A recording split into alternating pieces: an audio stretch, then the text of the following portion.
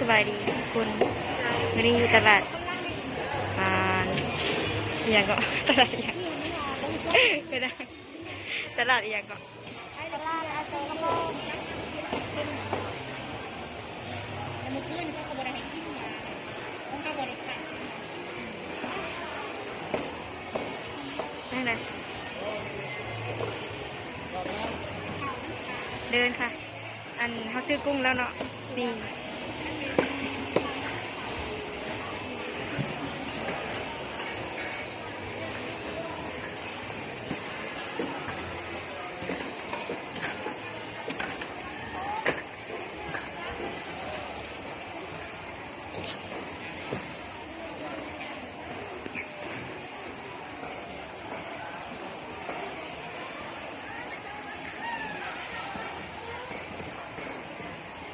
ตอนนี้เราจะไปใส่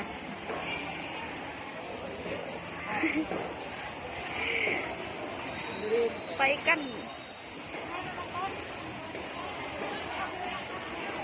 ฮะอะไรเกาะ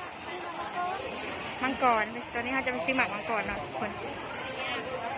ค่อนข้างจะเสียงดังขนาดเลยเพราะว่า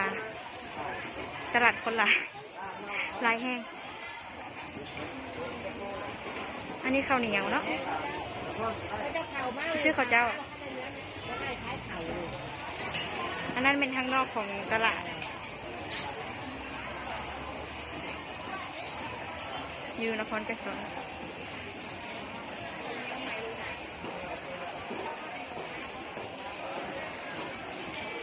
บรรยากาศของตลาดคนหลายโคตรเลย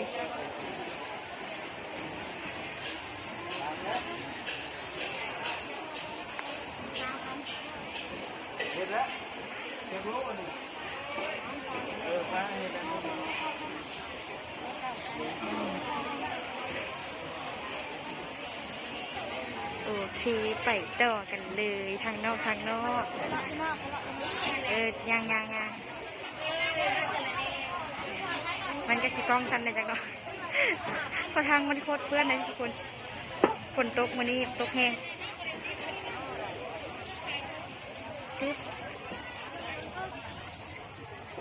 อันนี้มันหอยนานี่อย่างมันต้นบ่แล้วก็มะขามปูนา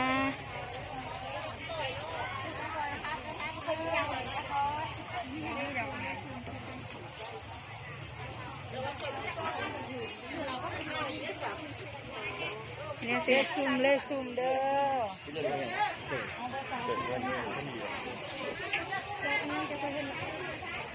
บูอิ่มพี่เลยน้องร้อนคน3,000ฮัลโหลกล้อง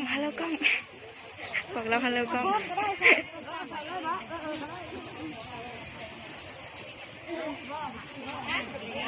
ตอนนี้ข้างนอกของตลาดเนาะ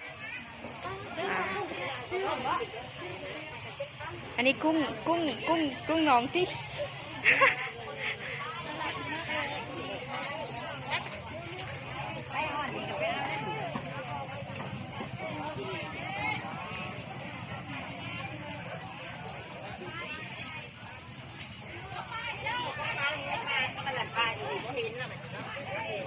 ลายมันได้ป่าอันนี้มันป่าอันนี้เป็นกบเขียด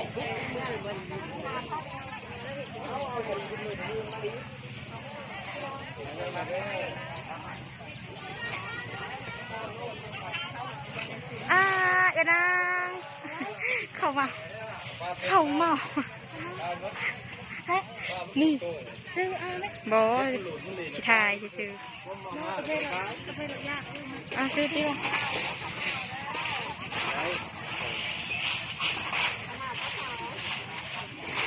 ขายได้ไหนเอ้ย5,000ได้เหรอเอา5,000เลย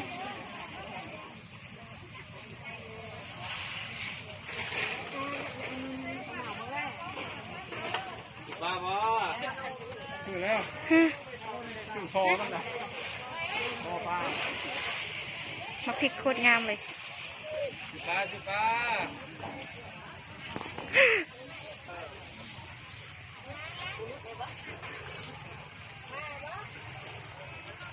บรรยากาศช่วงฝนตก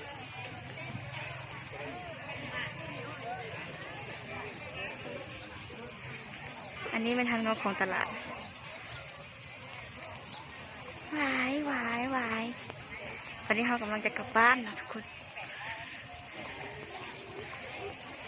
นะ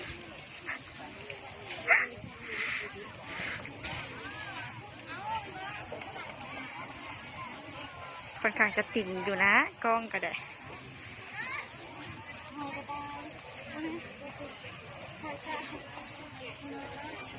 เอาซูมยากเพราะมือคาดถือเครื่องอยู่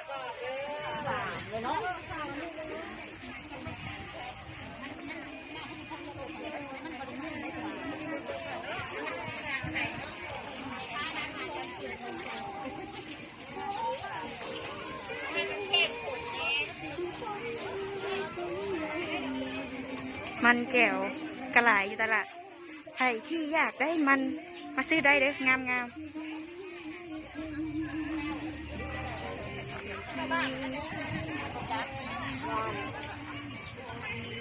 ตอนนี้เรากำลังจะกลับบ้านอันนี้เป็นเครื่องเที่ยวได้มา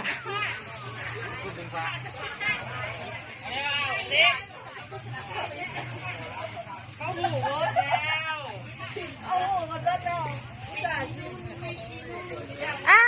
ยกันนะจิโลอุ้ยงามหลาย